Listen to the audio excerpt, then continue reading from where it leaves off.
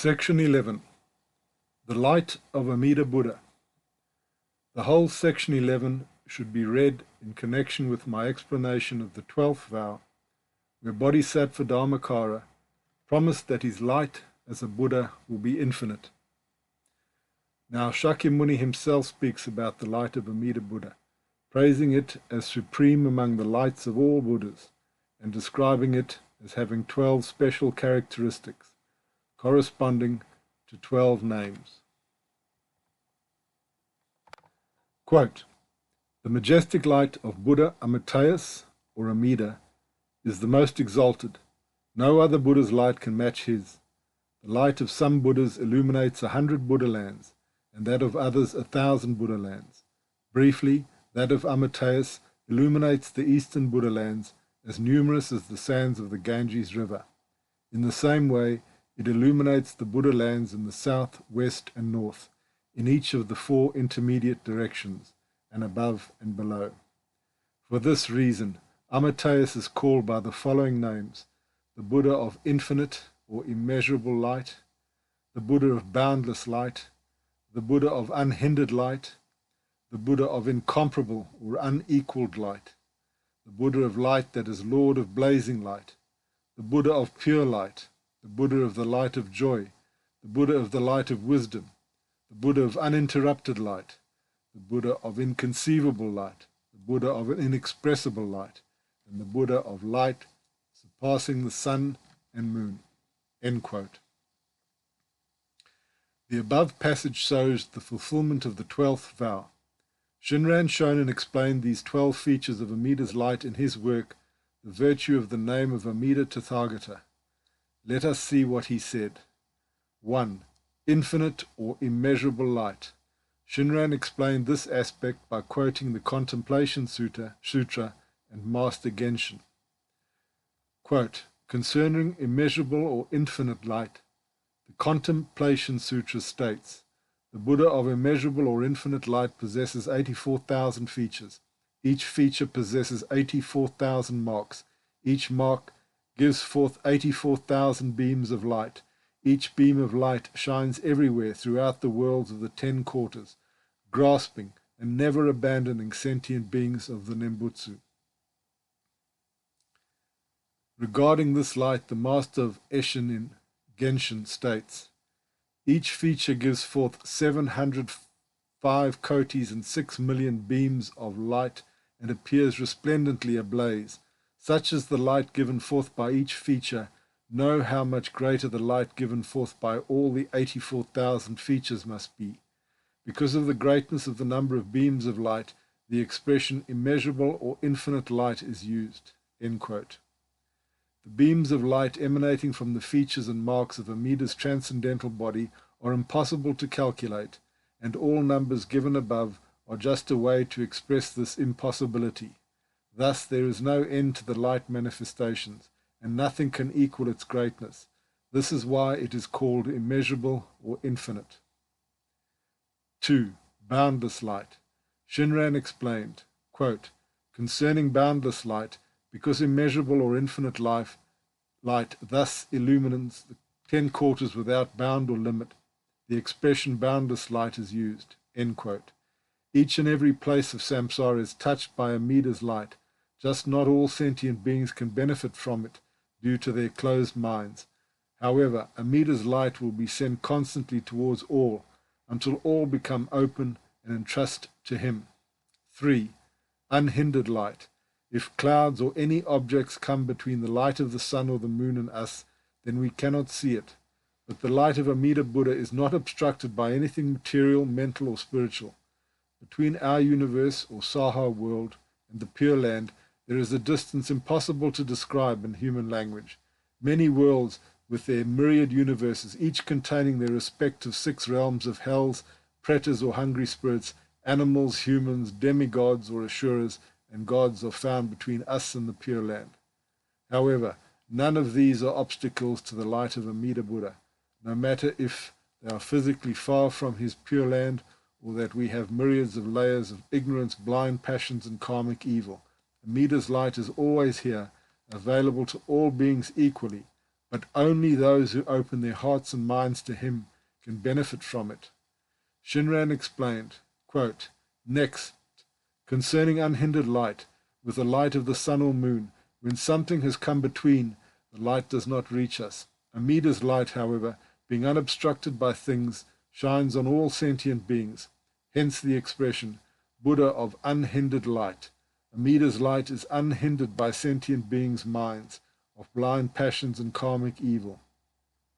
Hence the expression, Buddha of unhindered light. Were it not for the virtue of unhindered light, how would it be for us?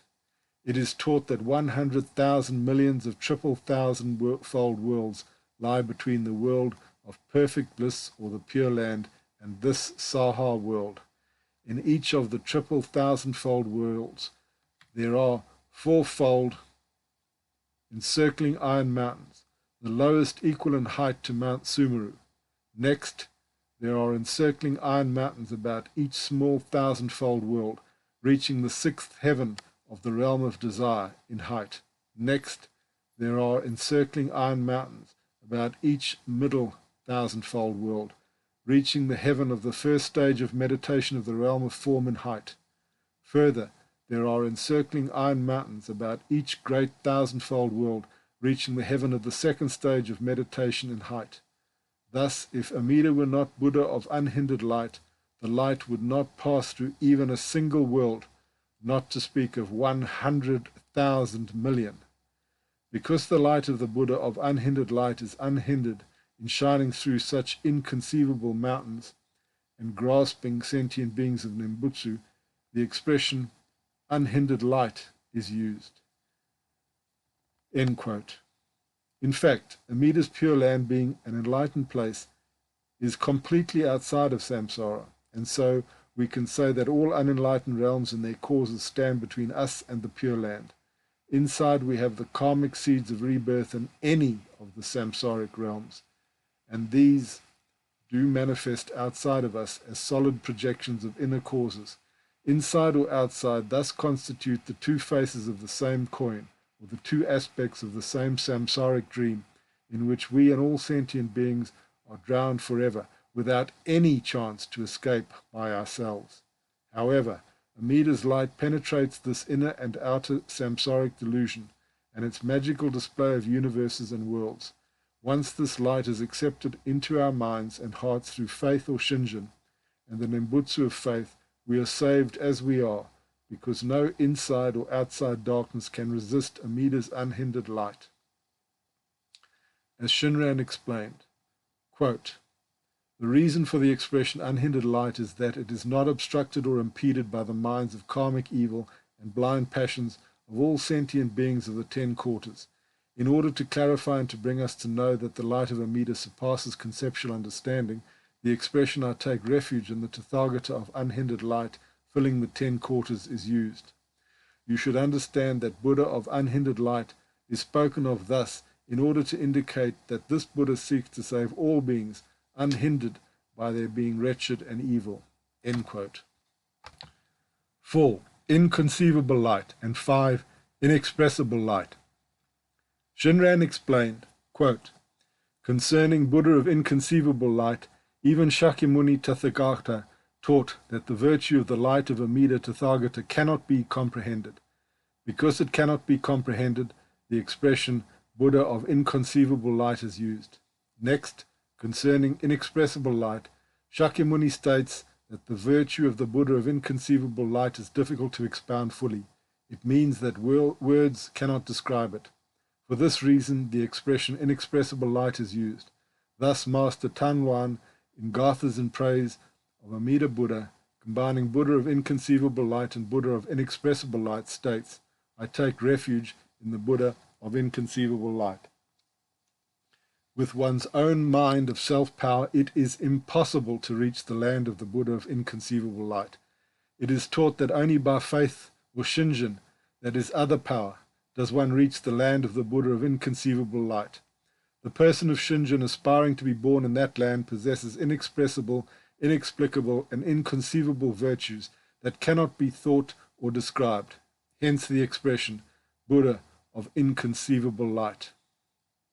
I take refuge in the Buddha of Inconceivable Light. End quote. Everything about Amida Buddha, especially his light and the mechanism of the salvation he offers to us, is inconceivable and impossible to understand with our limited, unenlightened minds. We are like ignorant peasants who enter a plane for the first time. We do not know how the plane flies, but we trust the pilot and the engineers who built it, and we are certain that they will take us safely to the destination. The theme of the inconceivability of Amida Buddha's salvation is often mentioned in the sacred texts. Simply stated, unenlightened minds cannot understand the enlightened minds and works of Buddhas, just like an ignorant peasant who never got out of his village and who does not know how to read or write is unable to understand planes or the technology of flight. Amida's light, which manifests everywhere in all the samsaric worlds and universes and works in mysterious ways to save us, cannot be conceived nor expressed in words. So Amida is called the Buddha of Inconceivable Light and Inexpressible Light.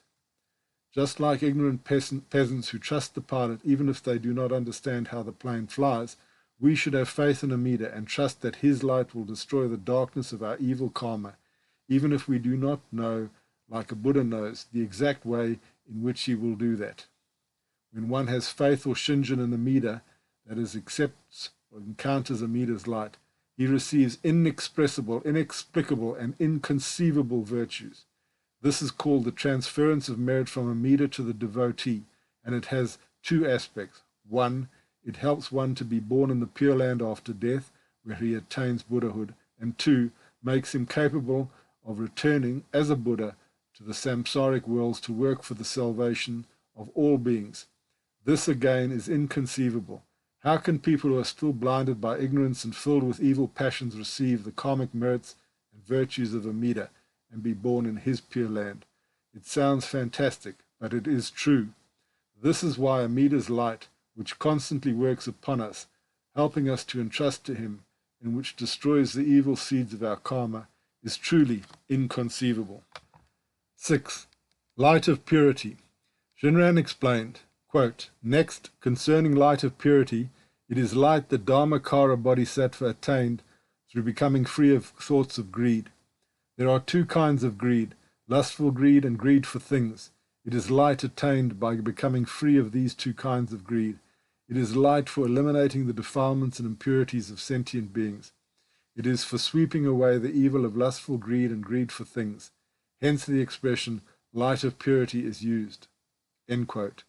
Being fully enlightened, Amida has no more greed in himself, and by bringing to his Pure Land those who have faith in him, their greed and other impurities will also be eliminated. But even while they are still in their samsaric bodies and are not yet free of these impurities, he will sterilize the evil karma and stop any defilement from becoming an obstacle to birth in his Pure Land. 7. The light of joy. Shinran explained, next, quote, next, concerning light of joy, it is light attained with roots of good free of anger. Being free of anger means that externally there is no expression of anger or irritation, and in the heart and mind there is no feeling of jealousy or envy. It is light attained with such a mind, and has been attained in order to sweep away the karmic evil of sentient beings' anger, wrath, hatred, and envy. Hence the expression, light of joy. End quote. Amida, being perfectly enlightened, he is infinitely superior to those angry and jealous spirits that dominate various non-Buddhist religions and who are hungry for the attention of others. Having no more anger, jealousy, hatred, and envy in himself, Amida will also bring to his Pure Land those who have faith in him, that is, accept his light, causing their impurities to dissolve instantly upon birth there. But even while his devotees are still in their samsaric bodies and not yet free of the above and other limitations, he will sterilize their evil karma and stop any defilement from becoming an obstacle to birth in his Pure Land. 8. Light of wisdom. Shinran explained, quote, next, concerning light of wisdom, it is the light that has been attained with roots of good free of folly. Roots of good free of folly means that it has been attained in order to bring all sentient beings to awaken the mind aspiring to learn wisdom and attain supreme enlightenment. It brings them to realize the mind by which one entrusts oneself to the Nembutsu. To entrust oneself to the Nembutsu is to already have become a person who realizes wisdom and will attain Buddhahood. Know that this is so to become free of foolishness. Hence the expression Buddha of the light of wisdom is used. This light helps sentient beings to realize the mind by which one entrusts oneself to the Nembutsu. Here, as usual, the Nembutsu is the Nembutsu of faith, or the Nembutsu of the primal vow. The Nembutsu said as an expression of complete reliance upon or faith in Amida Buddha's power. This is not the self-power Nembutsu. So, to entrust oneself in this way and to say the Nembutsu of faith is to already have become a person who realizes wisdom and will attain Buddhahood. Know that this is to become free of foolishness. Here wisdom does not refer to knowledge or realization attained by self-power practices, but to the wisdom of faith or shinjin. So, Amida's light of wisdom helps beings attain the wisdom of faith. This kind of wisdom has two aspects. One, to know that we are people of deep karmic limitations, incapable of attaining Buddhahood through our own power. Two, to know that only Amida Buddha can save us through his vow power or other power, without asking anything from us. Master Shantou said, quote, "Deep mind is deep and trusting faith. It has two aspects. Believe deeply and unwaveringly that we are actually ordinary beings of karmic evil, subject to birth and death, ever sinking and ever transmigrating in samsara since innumerable kalpas ago, without a chance to escape from it. Second, to believe deeply and unwaveringly that the 48 vows of Amida Buddha enfold sentient beings, enabling them to board his vow power and attain birth in the Pure Land." End quote. Master Saikoku also said, quote, "There are two aspects concerning this mind of trust. The first is to believe oneself to be a foolish being of defiled karma, subject to birth and death, from incalculable kalpas past, constantly sinking and constantly turning without any condition that could lead to liberation. The second is to believe deeply and decisively that, since one does not doubt that Amida's 48 vows grasp sentient beings, one rides on the power of that vow and will without fail attain birth." End quote. 9. Unequaled Light. Shinran explained, quote, "Next, concerning unequaled light, because there is no light equal to that of Amida, the expression unequaled light is used." End quote. Because the light of a Buddha is his inconceivable instrument in saving sentient beings, the fact that Amida's light is unequaled shows that no other Buddha has such a superior and universal method, really capable of saving all beings, even those with the most evil karma. It also shows that he is supreme in the universe, and no divine figure can equal him. 10. Lord of Blazing Light. Shinran explained, quote, "Next, concerning Lord of Blazing Light, the brilliance of the light is likened to blazing fire at its height. It is stated that it is like flames at their height without any smoke." End quote.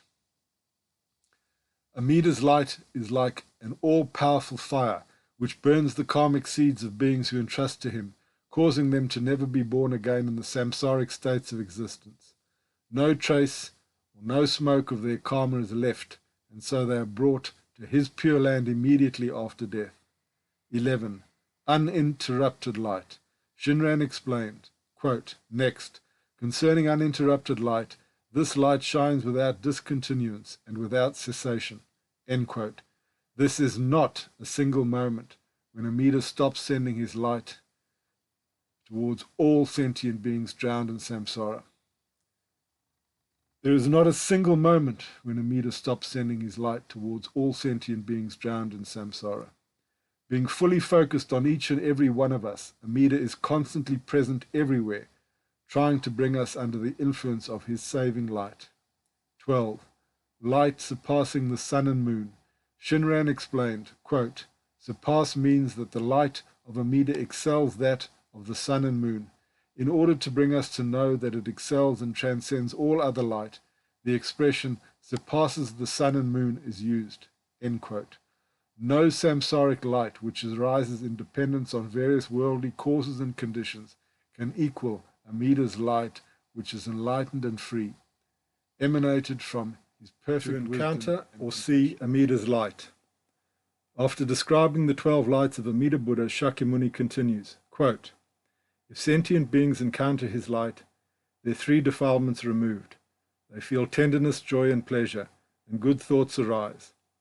If sentient beings in the 3 realms of suffering see his light, they will all be revealed, relieved, and freed from affliction. At the end of their lives, they all reach liberation. End quote. All the benefits enumerated there, like the removal of defilements, the feelings of tenderness, joy, and pleasure, apparition of good thoughts, freedom from suffering, and liberation, come from the light of Amida and become effective due to encountering, that is, if sentient beings encounter his light, and seeing this light, if sentient beings in the 3 realms of suffering see his light. For a seeing or an encounter to take place, it needs 2 persons. In our case, Amida Buddha, who wishes to save us, and we who accept his salvation. Amida's wish to save us is not enough. We also need to let him save us. It is not enough that the light of the sun is outside our window. We must also open the window and let it come in. Like the sun who sends its rays everywhere, Amida is calling all beings to entrust to him. Just some close the windows of their minds and hearts while others keep them open. But even if you open your windows, the rays of light belong to the sun and not to yourself. It is the same with faith. Renyo Shonin said, there is no heart far from Amida, but a covered bowl of water cannot reflect the moon. One day, when we are open enough, we entrust. However, this apparition of faith comes from Amida, just like the light which occurs in the room after we open the window comes from the rays sent by the sun. The light which illuminates the rooms of our mind, that is Shinjin or faith, after we open the window, comes from the rays sent by Amida. This is why Shinran said, quote, illuminated by the light of the Buddha, foolish beings possessed of blind passions attain Shinjin or faith and rejoice. Because they attain Shinjin and rejoice, they abide in the stage of the truly settled. End quote. By opening the window of our minds and hearts to Amida, we become illuminated by him, and we receive faith, thus entering the stage of the truly settled, or those assured of birth in the Pure Land. Opening the window does not create light, that is faith or Shinjin. Light is not the product of the window, nor the creation of the one who opens the window. Light comes only from the sun.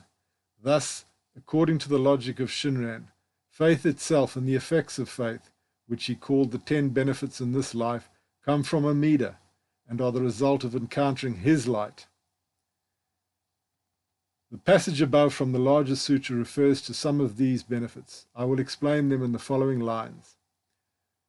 Quote, their 3 defilements are removed. End quote. This does not mean that we have no more delusion, greed, hate, or other defilements, but that these no longer have the power to keep us prisoners of samsara. It is like they do not exist anymore. Renyo Shonin explained, quote, when it is stated that one's karmic evils are all cancelled at the moment of awakening a single thought of Shinjin or faith, it means that one's birth in the Pure Land is settled by the power of the single thought of Shinjin, and that one's transgressions or defilements do not create a hindrance to birth. Therefore, they are as good as non-existent. End quote. Shinran Shonin also said, quote, although Shinjin or faith is overcast by clouds and mists of greed, desire, anger, and hatred, they form no obstruction to birth in the Pure Land. End quote.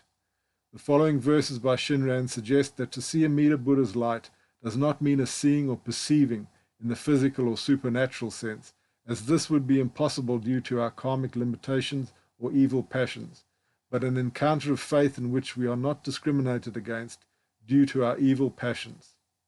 Quote, although I too am in Amida's embracing light, my evil passions hinder me from perceiving it, but his light of great compassion never ceases to shine on me untiringly. End quote.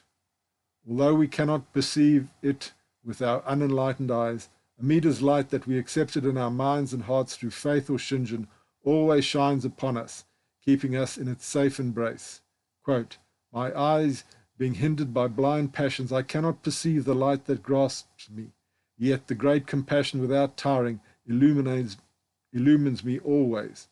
End quote. As Shinran explained, the reason we call Amida the Buddha of unhindered light is because it is not obstructed or impeded by the minds of karmic evil and blind passions of all sentient beings of the 10 quarters. So, when Shakyamuni uses the words, their 3 defilements are removed, it means that delusion, hate, greed, as well as the other types of blind passions which manifest from these basic 3, no longer constitute an obstacle for birth in the Pure Land or liberation, which occurs at the end of their lives. Quote, they feel tenderness, joy, and pleasure, and good thoughts arise. End quote.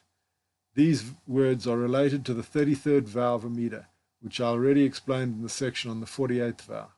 This joy and pleasure is like the relief you feel when a great burden is taken from your shoulders, and indeed there is no greater burden than being unenlightened and a slave of samsaric existence.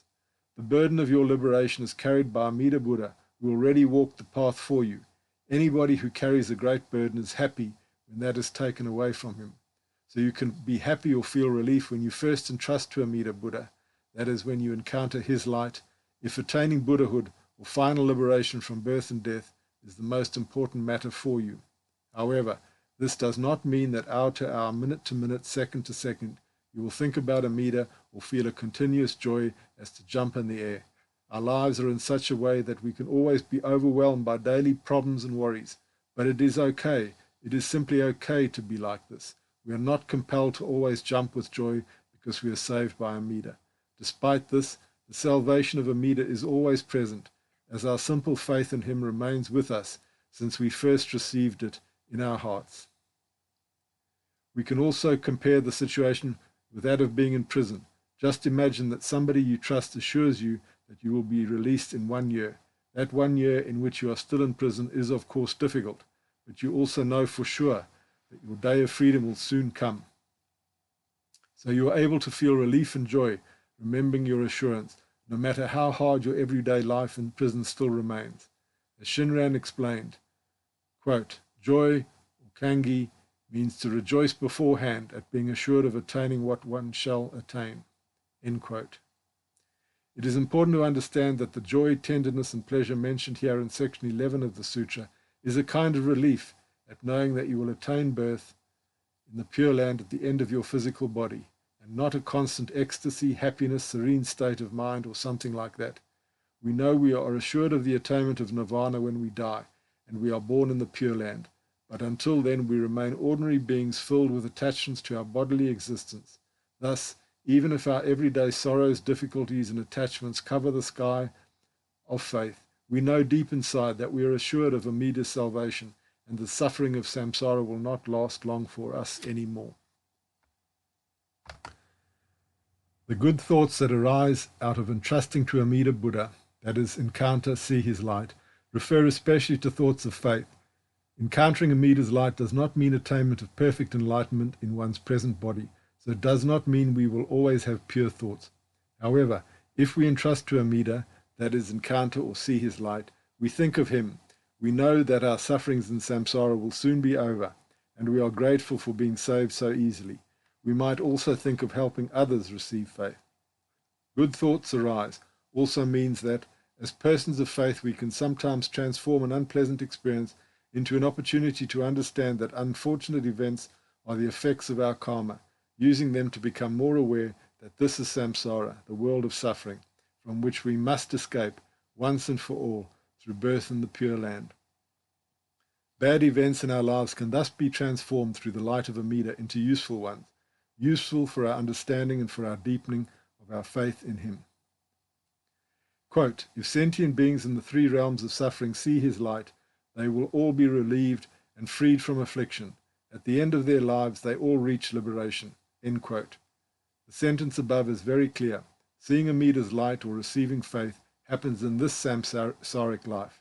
Sentient beings in the 3 realms of suffering see his light, which causes us to be relieved and freed from affliction. As already explained, to be relieved and freed from affliction means that the karma of an Nembutsu devotee has its roots cut or sterilized, so that it cannot spread its seeds into another life. However, until we die and we are actually born in the Pure Land, we still experience the effects of our previous karma. We are like a cut flower. You know cut flowers that you put into a vase? Those flowers will preserve their color and perfume for a few days more, but having their roots cut, they will soon wither. It is the same with our karma, which becomes powerless in driving us to another life in samsara. Thus, to be relieved and freed from affliction means that the causes of future lives of suffering in samsara are cut or destroyed after seeing or encountering Amida's light. The fact that relieved and freed from affliction is immediately followed by, at the end of their lives, they all reach liberation, shows that we do not become totally free, that is, attain nirvana, Buddhahood, perfect enlightenment, liberation, from suffering here and now in our present samsaric existence, but after death and birth in the Pure Land. Thus, the above benefits of encountering, seeing Amida's light, having faith in Amida, do not refer to nirvanic states, but to things we receive during this life while we are still unenlightened. The meaning of praising or glorifying Amida's light. Shakyamuni Buddha said, quote, "The light of Amitayus shines brilliantly, illuminating all the Buddha lands of the 10 directions. There is no place where it is not perceived. I am not the only one who now praises his light. All the Buddhas, Shravakas, Pratyeka Buddhas, and Bodhisattvas praise and glorify it in the same way. If sentient beings, having heard of the majestic virtue of his light, glorify it continually, day and night, with sincerity of heart, they will be able to attain birth in his land as they wish. Then the multitudes of Bodhisattvas and Shravakas will praise their excellent virtue. Later, when they attain Buddhahood, all the Buddhas and Bodhisattvas in the 10 directions will praise their light, just as I now praise the light of Amitayus."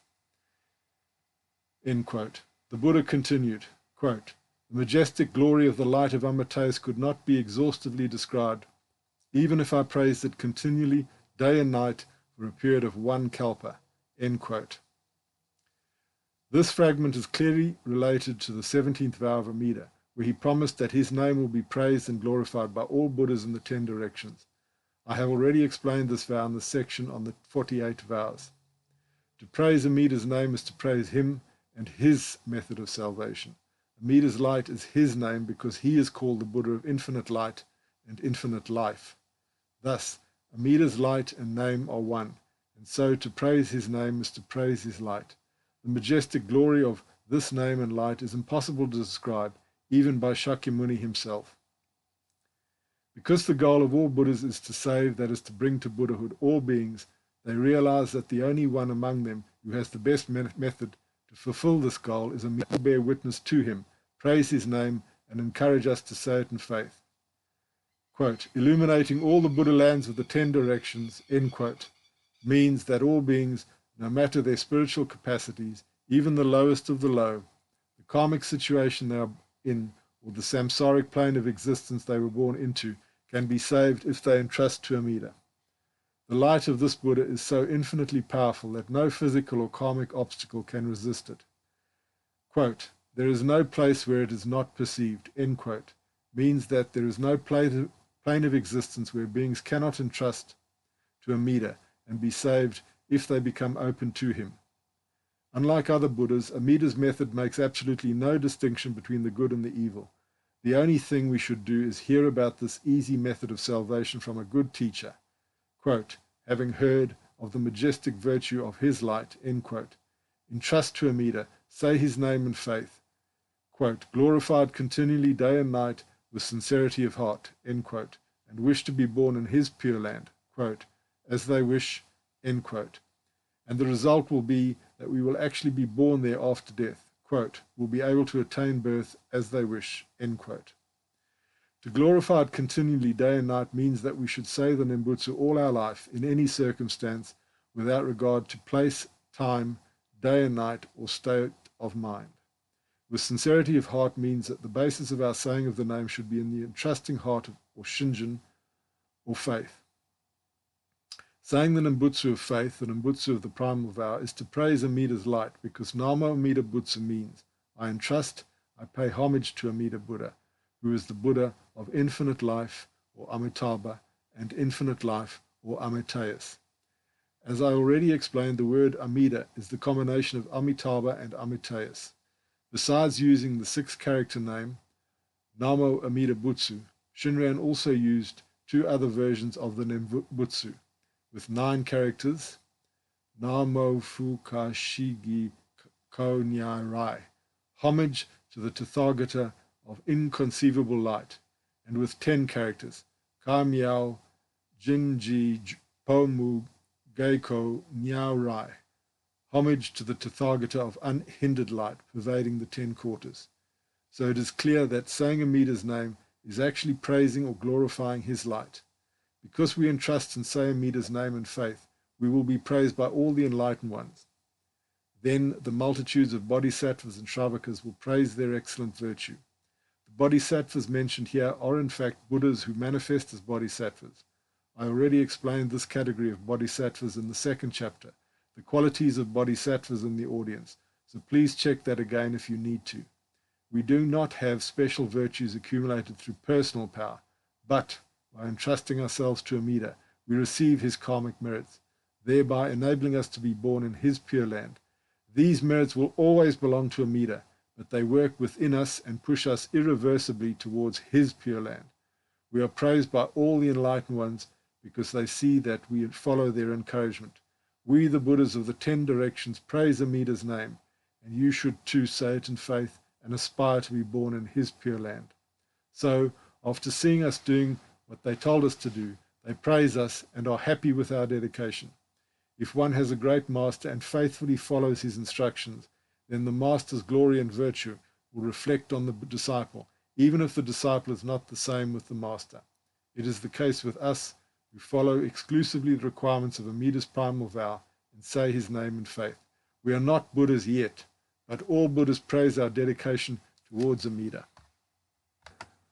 Shinran explained, quote, Amida's 17th vow declares that the Buddha will not enter into perfect enlightenment if those who say the name are not praised by all the countless Buddhas throughout the world in the 10 quarters. The passage declaring the fulfillment of the 17th vow states, such people are praised by all the Buddhas, end quote. Clearly, such people are praised by all the Buddhas is Shinran's reading of then the multitudes of bodhisattvas and shravakas will praise their excellent virtue, which shows that the term bodhisattva here actually means enlightened bodhisattvas or Buddhas, who manifest as bodhisattvas. He also explained, quote, those who realize Shinjin or faith, which is other power, revere the Dharma and greatly rejoice in it, and therefore are my true companions. Such is the praise of the world-honored one, the master of the teaching, end quote. Quote, Shakyamuni rejoices in persons of Shinjin, saying, they are my true companions, end quote. This makes reference to another of Shakyamuni's statements in the larger sutra about those who entrust to his teaching or Dharma on Amida. Quote, if you have heard the Dharma, that is Amida Dharma, and do not forget it, but adore and revere it with great joy, you are my good friend, end quote. This is another proof that the way Shinran understood this as the praising of all Buddhas is accurate. What one Buddha Shakyamuni praises, all Buddhas praise. Shinran also said, quote, persons of Shinjin are the true disciples of the Buddha. They are the ones who abide in right-mindedness. Since they have been grasped never to be abandoned, they are said to have attained the diamond-like mind. They are called the best among the best, excellent persons, wondrous excellent persons, the very finest persons, rare persons, end quote. Quote, practitioners of the Nembutsu are excellent people among human beings, wonderful excellent people among human beings, the very best people among human beings, rare people among human beings, and the most excellent people among human beings.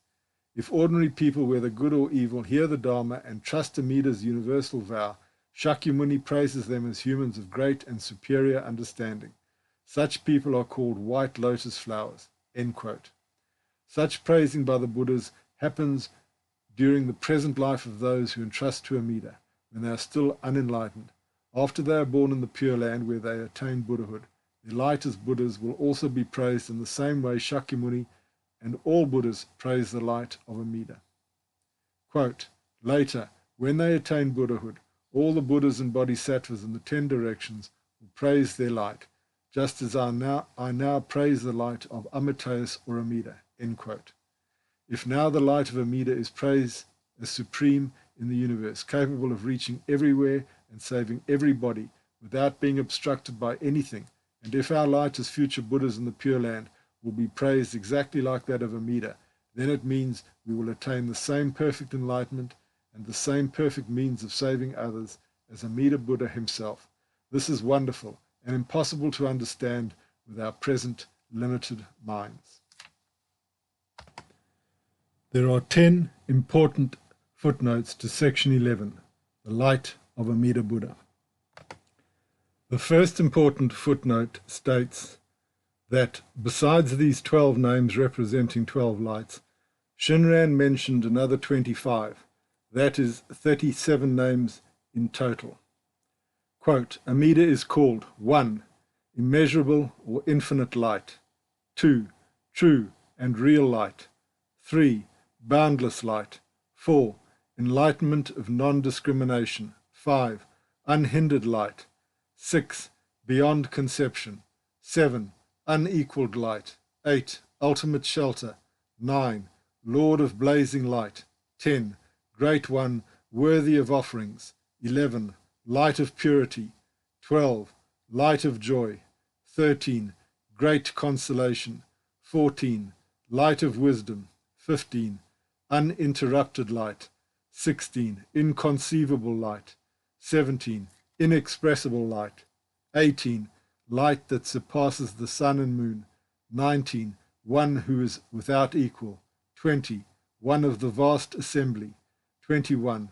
Ocean-like great mind, 22. Supremely honored one, 23. Power of non-discrimination, 24.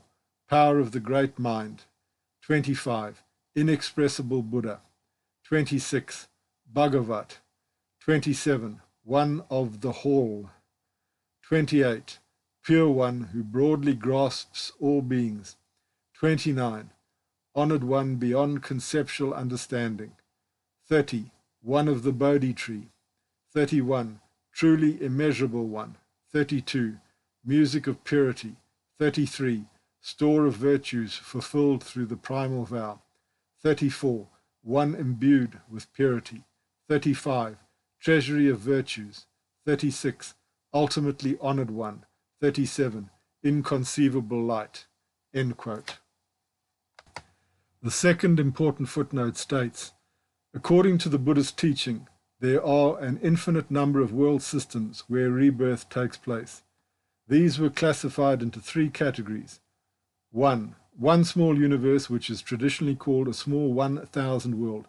It consists of 1,000 worlds.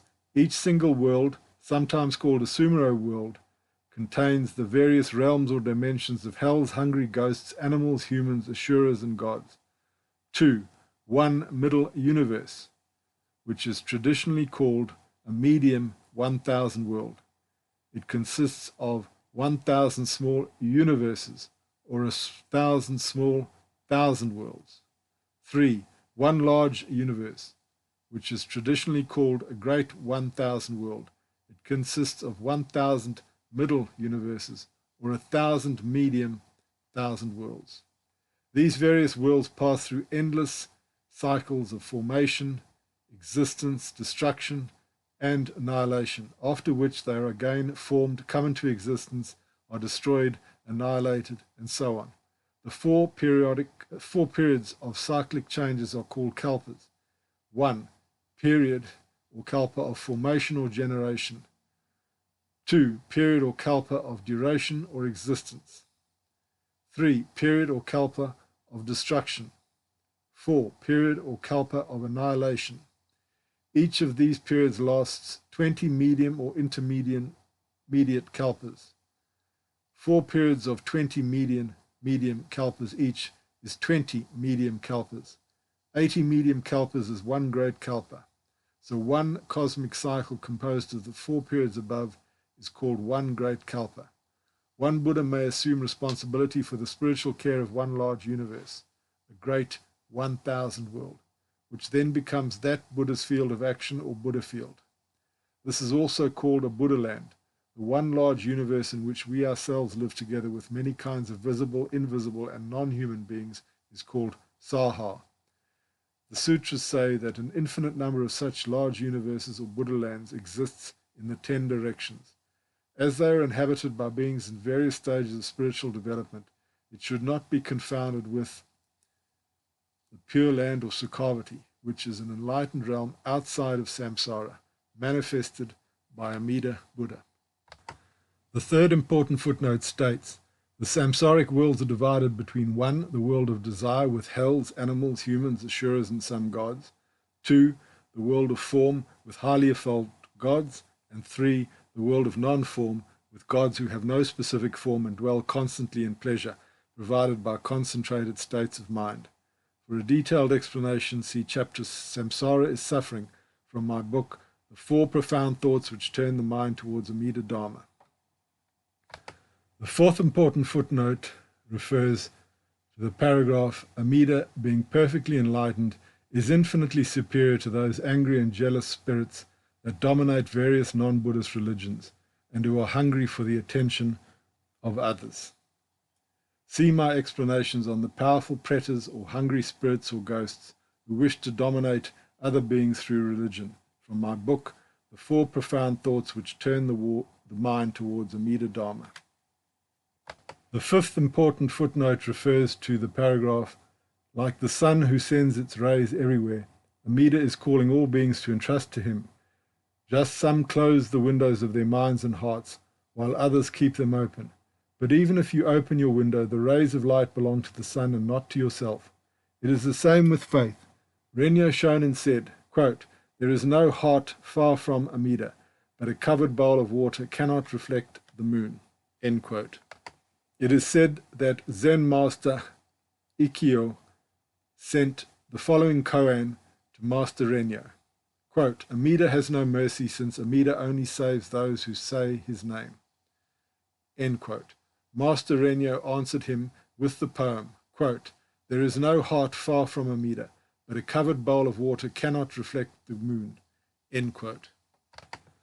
The sixth and seventh important footnotes refer to the paragraph, opening the window does not create light, that is faith or shinjin. Light is not the product of the window, nor the creation of the one who opens the window. Light comes only from the sun. Thus, according to the logic of Shinran, faith itself and the effects of faith, which he called the 10 benefits in this life, come from Amida and are the result of encountering his light. I explained all the 10 benefits in this life of faith in Amida Buddha in my book, The Meaning of Faith in Nembutsu in Jodo Shinshu Buddhism. The reason why in a Nembutsu follower's heart coexist both faith in the primal vow and his blind passions and illusions is that this faith does not belong to him. This is another important aspect of the Jodo Shinshu teaching. It is said that in a poisonous Iranda forest grows only Iranda trees and not the famous Chandana trees with their fine fragrance. It is a miracle if a Chandana tree grows in an Iranda forest. Similarly, it is a miracle if faith in Amida Buddha flourishes in the people's hearts. How can it be possible that from human passions the faith in Buddha be born? The answer is that this phenomenon is practically impossible, and that faith in Amida is not the plant, but what Amida plants in us. That is why Shinjin, or the entrusting heart, is called rootless faith, for it has no roots in the human mind, but only in Amida's power and compassion. The same thing happens with saying the name, which expresses faith. Everything comes from Amida and manifests like an echo in our minds and on our lips, just like a child who faithfully answers his mother's calling. A mother calls her child, and the child answers immediately. The answer of the child is due to the mother's call, not to the power of the child.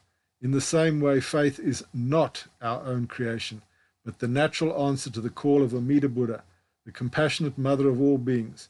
Because of Amida, we entrust in Amida and say Nembutsu. Only because the mother always sends unconditional love to her child, the child can trust and rely on her. The faith of the child is in fact the love of the mother, which manifests in him. The mother is the one who actually feeds and makes the child grow. A child is nothing without a mother. The power of her love makes him grow. not his own power. Shinjin and Nembutsu are the echo manifested in us of the powerful call of Amida. When one is in the mountains and shouts in a loud voice, you can automatically hear the echo. If you do not shout, no echo can be heard. In the same way, if Amida would not compassionately call to us, there would be no faith and no Nembutsu as an expression of faith. The profound truth that faith arises in us from Amida is very difficult to explain in words. In fact, this is beyond conceptual understanding, so we should not complicate our minds with it, because we will never understand it completely. I sometimes use suggestive images like the above with mother and child, only to help my readers abandon any thoughts of personal merit in receiving faith and saying the Nembutsu. So, just to entrust Amida and do not complicate yourself. These things are impossible to understand by our limited, unenlightened minds. The eighth important footnote refers to the paragraph, quote, when it is stated that one's karmic evils are all cancelled at the moment of awakening, a single thought of Shinjin or faith, it means that one's birth in the Pure Land is settled by the power of the single thought of Shinjin, and that one's transgressions or defilements do not create a hindrance to birth. Therefore, they are as good as non-existent. End quote.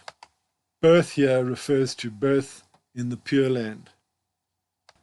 The ninth important footnote refers to the paragraph, however, this does not mean that hour to hour, minute to minute, second to second, you will think about Amida or feel a continuous joy as to jump in the air.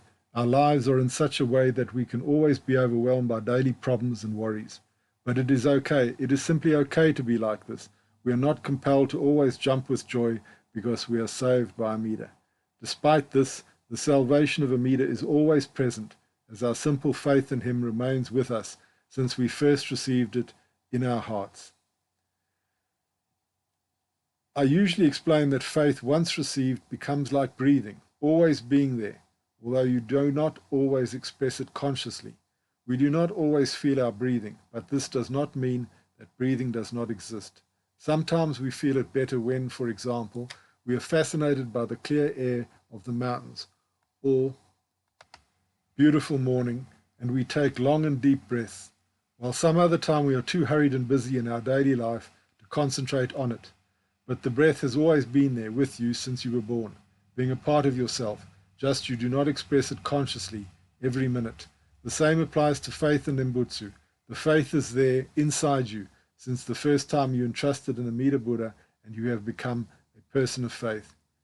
No matter what you do in your everyday life, eating, sleeping, going to the toilet, spending time with your girlfriend or boyfriend, being sad or happy, sober or drunk, the faith is there and cannot be destroyed once received by anything, not even by the worst of your blind passions.